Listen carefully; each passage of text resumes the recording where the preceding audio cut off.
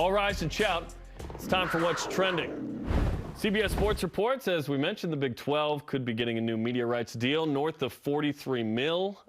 Brett Yormark, the commish, was quoted as saying, quote, "I don't believe in flat," stating his expectations are that the schools will earn more than the $43 million that they currently have. A reminder, BYU, this is for 2025.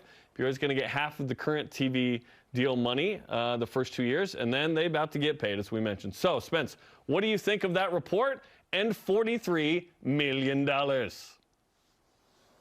Major win if BYU is brought in at that level, and it's at least as much as the previous deal was, if not a little bit more, because you and I talked before, like, hey, even if it dips a little bit, it's still going to be a huge boost to BYU's athletic department and to what BYU wants to do in upgrading facilities. And I mean, there's so much that BYU has already accomplished with relatively little compared to the other Power 5 conferences and Power 5 schools. So if BYU's brought in at that $43 million or even a little bit more, major win for the conference, major win for the new commissioner, Brett Yormark, and obviously a huge, huge win for BYU athletics overall. And maybe less important, but it still resonates with the fans, a major win if this deal goes down in the Big 12 before the Pac-12 locks in their new agreement. I don't know why, but it's become this arms race between the Big 12 and the Pac-12, like between BYU and anything associated with the Pac-12. If BYU is leading out and first in that, we put a ton of emphasis in this, and I'm speaking collectively of the fans, but that would be a win in the minds of BYU fans all across BYU Sports Nation if the Big 12 is able to lock in this deal, and especially more money. Like, we'll see what happens with the Pac-12 deal, but more money for the Big 12. Right now, that is the case. We'll see what the Pac-12 comes up with, and George Kliavkoff, their commissioners, they're trying to figure out their own deal. So, Jarom, those are my two takeaways. Awesome for BYU to be brought in at nothing less than 43 if we're going off of what the commissioner says and we believe him. And then, hey, why not be a part of a conference that's locking in their deal right now? It feels like the Big 12 is ahead of the curve, and that's good news. Yes. Brett Yormark also explained that if they don't get a deal done in the short term, not exactly sure what that means in terms of next couple months perhaps, that they would need to wait 16 months for the negotiations to continue. So they are looking ahead, and we know why that matters, Spence. It's a BYU versus Utah thing. It's a look at our Power 5 conference versus look at yours. Absolutely, that's a thing with the fans. It matters, right? $43 million plus would be unbelievable. We anticipate the BYU's football contract with ESPN currently is somewhere between probably $10 and $14 million. So we're talking about almost quadrupling. Like, what?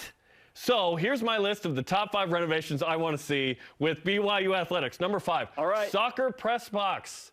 Would like to be a little higher, have a little better view, okay? Number 4, Marriott Center Suites. I think that's a thing.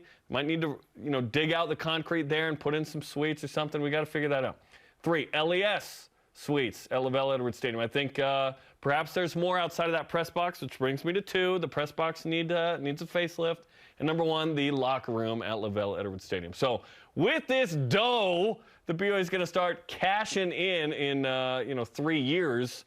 Every year at $43 million plus, we think. There's some money to be had, and BYU doesn't spend it typically until it has it. So perhaps we're, 5 to 10 years out from a lot of this stuff potentially happening. But it would be nice. Also, you mentioned the Pac-12 Big 12 deal. If the Pac-12 dissolves in any way, shape, or form, it will be because the Big 12 is ready to perhaps accept a few of those teams. It feels like the Big 12 is ready now. Quote, "We're open for business," from Brett Yormark. There's an opportunity there if the Big 12 secures something where the Pac-12 goes, those schools might look and go, well, I'm getting paid more there. That's the mighty dollar controls a lot, as we saw with USC and UCLA a couple of months ago. So could the Big 12 position itself to be a better expansion candidate for some of those teams? We shall see. And it's just exciting because it feels like the Big 12 is going in the right spot. They're moving forward. And I can't wait to hear from John Wilner about how this is equal to or less than what the Pac-12 is going to get. Because at the end of the day, there's a lot of that rhetoric going on social media. Even at half of what the Big 12 is getting per school right now, and you mentioned BYU is going to get, for the first 2 years, half of the current deal, 21 million. Even that is a massive upgrade from what BYU has with ESPN. And it's been a nice deal with ESPN. BYU's been in the ESPN conference of sorts. It's been incredible. But even that for the next 2 years will be a nice step up. And then when that new deal kicks in, I love it. I'm going to add to your list of potential upgrades with just a sleeping giant of sorts from BYU, Jarom. And that is the property at Provo High School across the street from BYU's campus. I feel like BYU Athletics is going to do something big with the Provo High property. I don't know what it is. A parking lot. And again, this is just me speculating, but I feel like that is a sleeping giant. When that additional revenue comes in from the Big 12, watch out for the Provo High School property. BYU bought that for $10 million in what feels like an eternity ago. What was it, like 5 or 6 years ago? That has potential to become something special, I think. So, yeah, you want those upgrades? I want to see something happen on that Provo High School property, and I think eventually we will with BYU getting that additional revenue. Yeah, it's 6th on the list. Honestly, it was an honorable mention for me that I forgot to even bring up. But, yeah, I don't know what they're going to – I don't want a volleyball facility. I want the Smithfield House as the spot forever. It's unique. So, yeah, exciting times. We'll see what actually gets done with the Big 12 and the TV deal. ESPN and Fox, by the way, fantastic. That's as exposed as you can be, which is great, outside of, like, CBS on at 1:30, which is going to be the Big 10 spot. That's not going to be BYU's spot, Big 12. Come on now. ESPN and Fox, fantastic. You stick with the traditional ones where you get the biggest money, probably, and the most exposure. Yeah. Give me Big 12 after dark all the time. LaVell Edwards Stadium at night is magical. I want BYU to play big-time night games in the Big 12. Cannot wait for that. I also cannot wait for topic 2, so we're going to go there right now, Jarom. On Saturday, I ask you, what is more likely, the BYU defense with Kalani Sitake potentially calling plays, some changes, some new life, energy into that program being better against Liberty, or the Cougars' offense making up for the defensive struggles? What do you think? I think it's the defense. I think it's easier for this defense to get a little bit better than it is the offense to be a little bit better.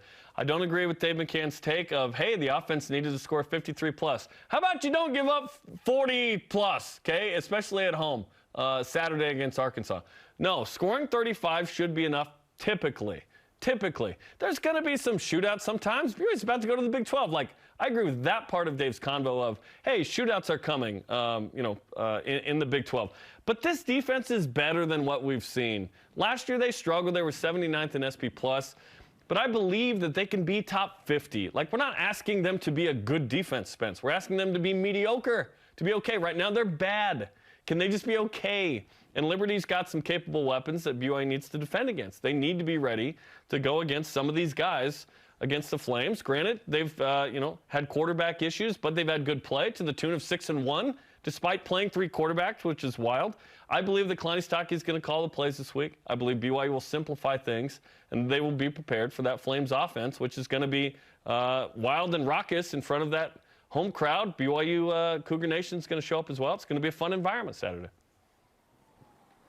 Jarom, you and I pointed out in the offseason that we thought the key to a special season for BYU did not primarily lie with the BYU offense, but rather the BYU defense getting even a little bit better than the defense was last year. Because statistically speaking, and in all of the major ratings and metrics, BYU's defense last year floated somewhere around the lower 70s into the high 80s. Okay. We just said be a little bit better. Be like middle of the pack. If you can be like dead middle of the pack on defense, then you could potentially have a special season. Well, BYU's defense has not done that. So I feel like it is on the BYU defense to step up. Like, I feel like they're more likely to play a much better game. In fact, I feel like they have bottomed out. I don't think it can get much worse than what it's been over the last 5 weeks. Culminating in what happened against Arkansas on Saturday. You give up 52 points at home and lose by 17. Yikes. I feel like that was the bottoming out moment for BYU this specific season, and everything will be an upward trajectory from here on out. So, yeah, for me, it's more likely the BYU defense will play better, frankly, because it was so bad on Saturday. I feel like it can only get better, and quality of opponent has something to do with that, yes. And even though it's in the afternoon, it's Eastern time zone, BYU has played some weird games with those circumstances in play.